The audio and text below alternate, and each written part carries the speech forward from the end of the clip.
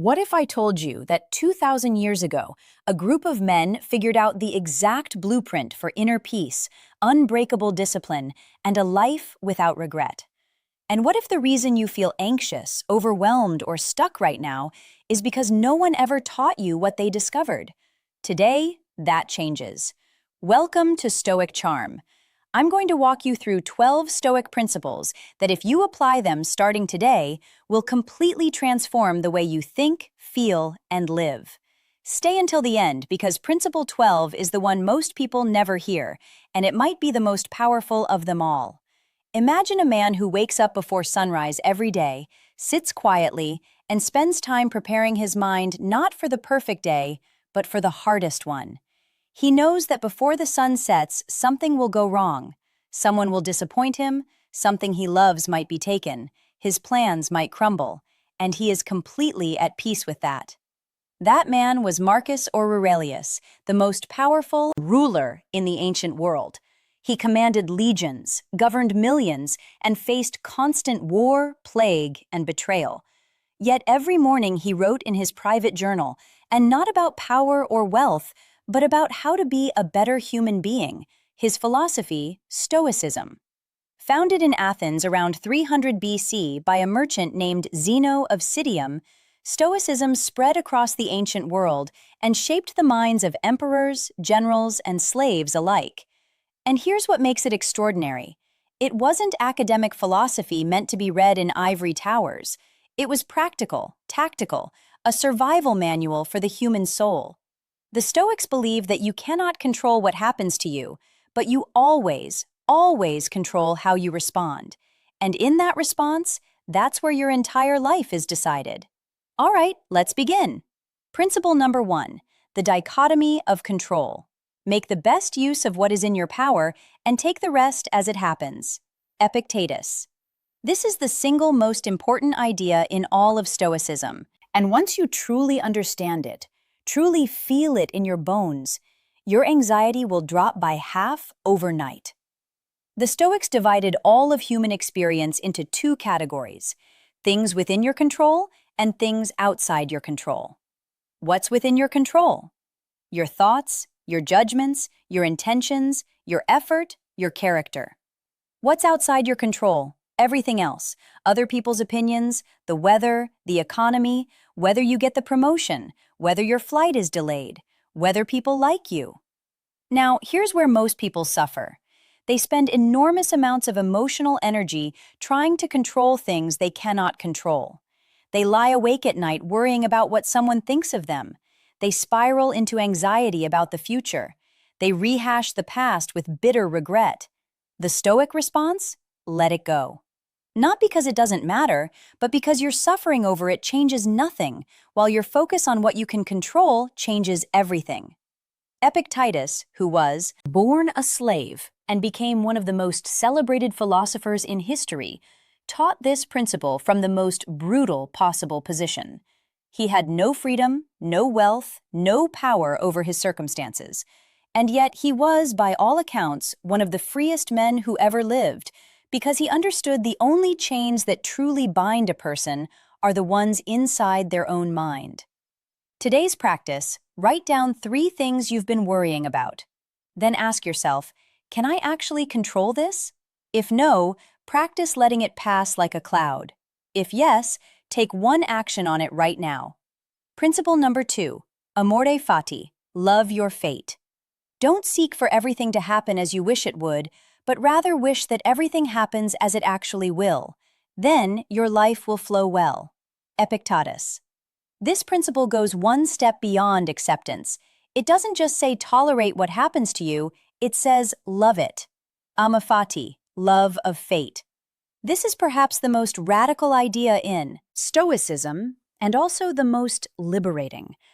Think about the hardest thing that ever happened to you: a loss, a failure, a betrayal, a diagnosis, a broken relationship. Whatever it was, it broke something in you, didn't it? But now think, who did it make you?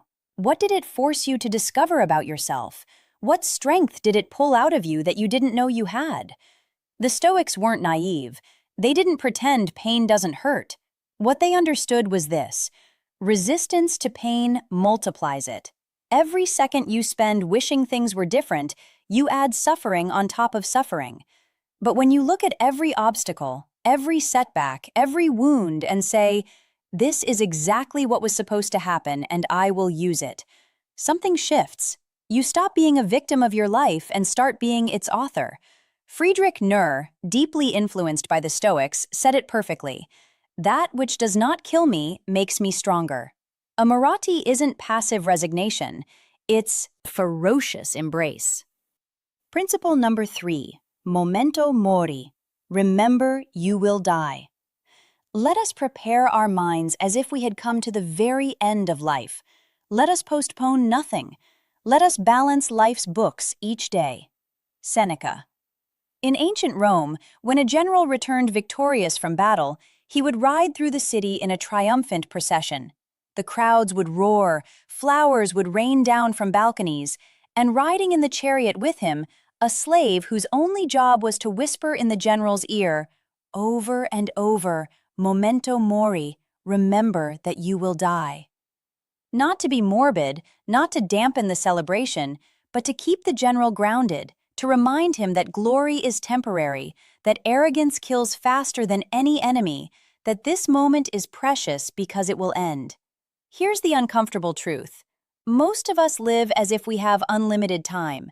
We delay the difficult conversation, we postpone the dream, we say someday to everything that matters.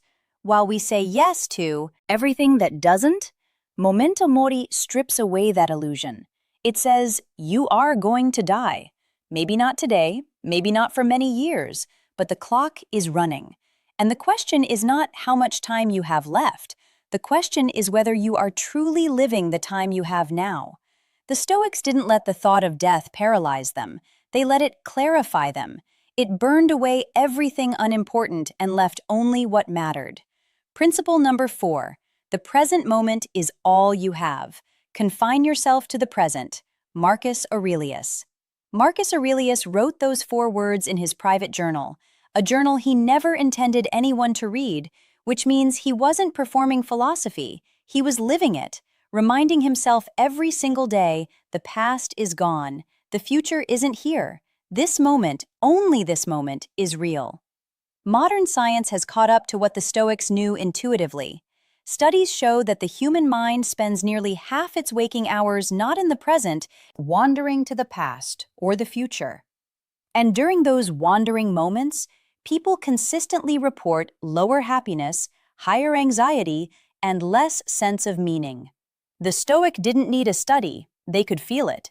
They knew that the man who obsesses over yesterday's mistakes is not learning from them, he's punishing himself.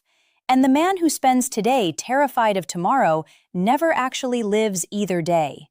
The present moment is where power lives. It's where every decision is made, every action is taken, every relationship is nurtured. Your entire life happens here, in the now. And yet, most people spend most of their time anywhere but here. Start small. For the next hour after you finish this video, every time your mind drifts to worry or regret, gently bring it back.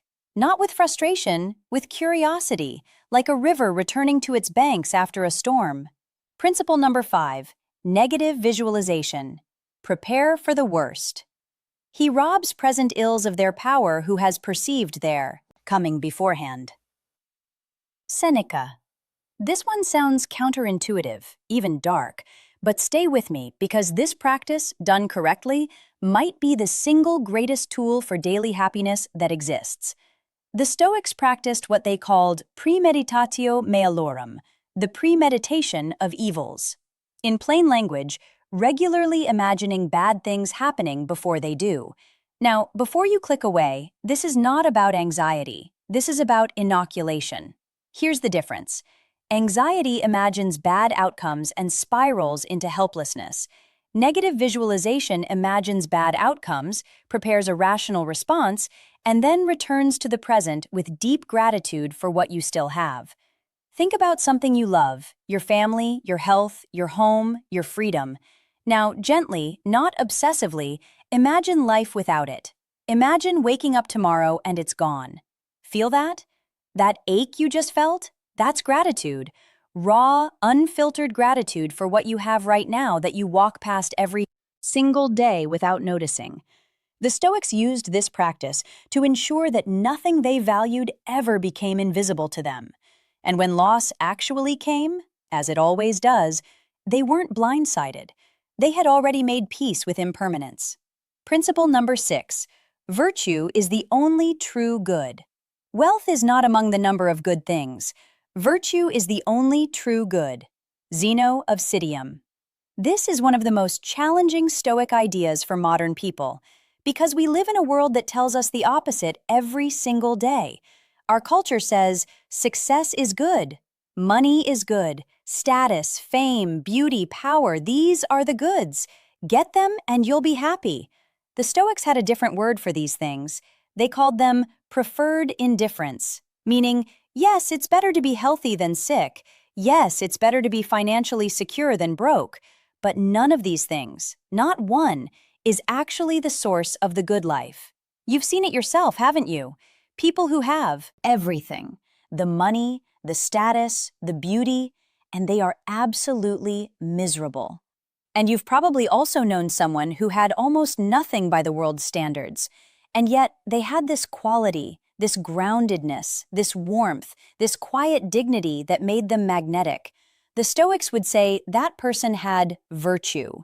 And in their system, virtue is the only thing that can never be taken from you. It doesn't depend on the market. It doesn't depend on luck. It doesn't depend on what other people do. The 4 Stoic virtues, wisdom, justice, courage, temperance, develop these and you have everything. Lack them and nothing else will fill the void. Principle number 7, the view from above, gaining cosmic perspective. You have power over your mind, not outside events. Realize this and you will find strength. Marcus Aurelius. Marcus Aurelius had a meditation he returned to again and again. He called it the view from above. When he was overwhelmed, when the pressures of governing an empire felt crushing, he would mentally zoom out. He would imagine himself looking down at Rome from above, then from higher and higher, until the whole world was a pale blue dot in the vastness of space. And then he would ask, how significant is this problem in the grand sweep of time and space? Now, I'm not telling you that your problems don't matter. They do. But most of the things we agonize over, the awkward thing you said at dinner last week, the argument you had about something trivial, the opinion of someone who won't remember you in 10 years, the view from above dissolves the noise and leaves only what is truly significant. Try it now. Whatever is stressing you today, zoom out. Your neighborhood, your country, the planet, the galaxy, the universe, which is 93 billion light-years across and has existed for 13.8 billion years. You are alive on a tiny rock for a brief flicker of cosmic time. And yet here you are. You have the extraordinary gift of consciousness, the capacity to love, to create, to choose. That is worth something. And most of your problems in the view from above, they dissolve. Principle number 8. Act in accordance with nature. Man is a social animal. He who lives for himself is either a beast or a god. Aristotle. A close parallel to the Stoic view. The Stoics believed that human beings have a nature, a logos, a rational, social, virtuous core. And when we live in alignment with that nature, life flows. When we violate it, we suffer. What does living according to nature mean in practice? The Stoics had a surprisingly clear answer. It means using your rational mind, not your impulses, not your fear, not your ego, to guide your choices. It means recognizing that you are part of a larger human community and that your actions ripple outward. It means living consistently, not preaching virtue and practicing vice behind closed doors. Think about the moments in your life when you felt most at peace, most alive, most yourself. I'd wager they were moments when you were being honest, when you were helping someone, when you were doing hard, meaningful work without complaint, when you were being who you actually are, not a performance for an audience. Principle number 9. The obstacle is the way. The impediment to action advances action. What stands in the way becomes the way. Marcus Aurelius. This might be the most practically useful idea in all of Stoic philosophy, and it's one that turns the entire conventional approach to problems completely upside down. Most people view obstacles as reasons to stop. The application was rejected, the relationship failed, the business didn't work, the door is closed. The Stoic mind does something different. It looks at the obstacle and asks, what is this obstacle teaching me? How can I use this? What does this obstacle itself show me about the way forward? Thomas Edison failed 10,000 times before inventing the light bulb. Winston Churchill lost every major political race before his finest hour. Oprah Winfrey was fired from her first television job and told she was unfit for TV. In every case, the obstacle wasn't a detour from the path. The obstacle was the path. The failure forged the person who could succeed. What's in your way right now? Really think about it and then ask the Stoic question. What if this isn't in my way? What if this is the way? Principle number 10, sympathia. We are all connected. What injures the hive injures the bee. Marcus Aurelius. Here's something many people get wrong about Stoicism. They think it's cold. They think it's about becoming an emotionless robot who doesn't care about others. Nothing could be further from the truth. The Stoics believed deeply in what they called sympathia, the interconnectedness of all things. The idea that we are not isolated individuals fighting against the world, but nodes in a vast web of relationship, responsibility, and mutual obligation. Marcus Aurelius, despite being the most powerful man in the world, wrote repeatedly about his duty to others, to his subjects, to his family, to strangers. He understood that his own flourishing was inseparable from the flourishing of those around him in a world that increasingly tells us to optimize for ourselves, to be the main character of our own story, and treat everyone else's supporting cast. The Stoic vision of sympathia is radical. It says your neighbor's suffering diminishes you. The stranger who struggles on the other side of the world is not separate from you. To build a genuinely good life is to build it in community, in service, in relationship. The most fulfilled people you know, I'd be willing to bet, they are not the most isolated. They are the most connected, the most generous, the most genuinely invested in the lives of others. Principle number 11, voluntary discomfort. Choosing the hard path. Set aside a certain number of days, during which you shall be content with the scantiest and cheapest fare, with coarse and rough dress, saying to yourself, is this the condition that I feared? Seneca, one of the wealthiest men in Rome, regularly slept on a hard floor, fasted, wore rough clothing, and walked in the winter cold. Not because he had to, but because he chose to. He wanted to prove something to himself, to test whether his sense of well-being depended on comfort, to discover whether he could endure hardship with grace. And each time he came through, he felt freer, not less comfortable, but less dependent on comfort. This is one of the most counterintuitive and most powerful practices a modern person can adopt. We live in the most comfortable era in human history. We have temperature-controlled everything, instant entertainment, on-demand food, near zero friction in almost every area of life. And we have never been more anxious, more fragile, or more unable to handle adversity. The Stoics understood that comfort, pursued endlessly, becomes a prison. That a person who cannot function without air conditioning, without their phone, without their morning coffee, that person is not free. They are owned by their comforts. Voluntary discomfort breaks that ownership. It says, I choose to be uncomfortable. I choose the cold shower. I choose the hard conversation. I choose the difficult training. Not because I enjoy suffering, but because I refuse to be afraid of it. Start small. Tonight, skip one indulgence you'd normally reach for. Tomorrow morning, take 30 seconds of cold water at the end of your shower. These small acts of chosen discomfort build a muscle, and that muscle over time becomes invincible. Principle number 12, eudaimonia, the flourishing life. Waste no more time arguing about what a good man should be. Be one. Marcus Aurelius. We've arrived, Principle 12, and I saved this one for last, because it isn't really a technique. It isn't a practice you do on Tuesdays. It's the destination that all the other principles are pointing toward. The ancient Greeks had a word, eudaimonia. It's often translated as happiness, but that translation is misleading. Happiness suggests a feeling, a mood, something that comes and goes. Eudaimonia means something far deeper. It means flourishing, the full realization of your potential as a human being.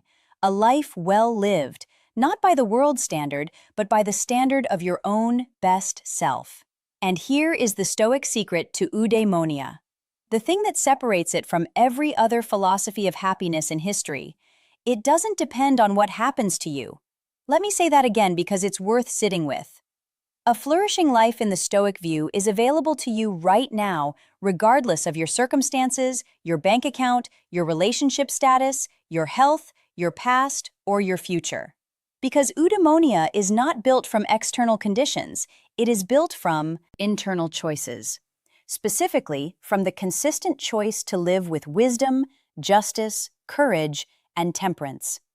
To use your mind rightly, to treat others well, to face what comes with grace, to act always according to your deepest values.